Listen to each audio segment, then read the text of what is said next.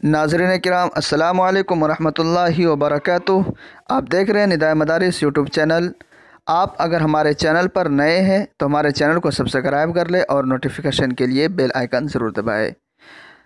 आज मैं फिर हाज़िर हुआ हूँ आपके सामने एक ऐसी ख़बर लेकर जिसका ताल्लुक़ मादर इल्मी दारुल उलूम देवबंद से है। बाबरी मस्जिद राम जन्म भूमि मुतनाज़ मिल्कियत की फ़ैसला आने के बाद योगी हुकूमत में बड़े अफसर ने दारुल उलूम देवबंद का दौरा किया।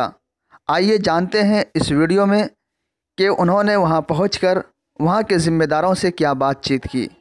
नाज़रीन, आपसे गुजारिश है कि हमारे इस वीडियो को पूरी ज़रूर देखें। एशिया का अजीम दीनी दरसगाह दारुल उलूम देवबंद में गाज़ियाबाद के एडीजी दिनेश कुमार गुप्ता ने दारुल उलूम देवबंद पहुंचकर इदारे के मुहतमिम मुफ्ती अबुल क़ासिम नोमानी और नायब मुहतमिम मौलाना अब्दुल खालिक मदरासी से मुलाकात की। इस दौरान उन्होंने दारुल उलूम देवबंद की तारीख़ और यहाँ की खदमात के मुताल्लिक़ गुफ्तगू की। ज़िम्मेदारान दारुल उलूम देवबंद ने बताया कि दारुल उलूम देवबंद मुल्क की आज़ादी और इसके तामीर और तरक्की में अहम किरदार है।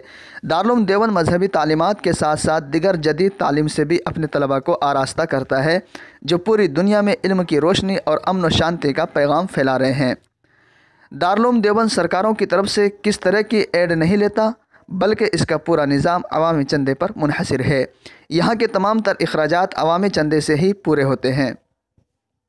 मुहतमिम दारुल उलूम देवबंद ने बताया कि दारुल उलूम देवबंद में 5000 के करीब तलबा ज़ेर तालीम हैं, जिनके क़याम ताम के अलावा तिब्बी किताबों और वजीफ़ा से मुताल्लिक़ तमाम ज़रूरियात पूरी की जाती है।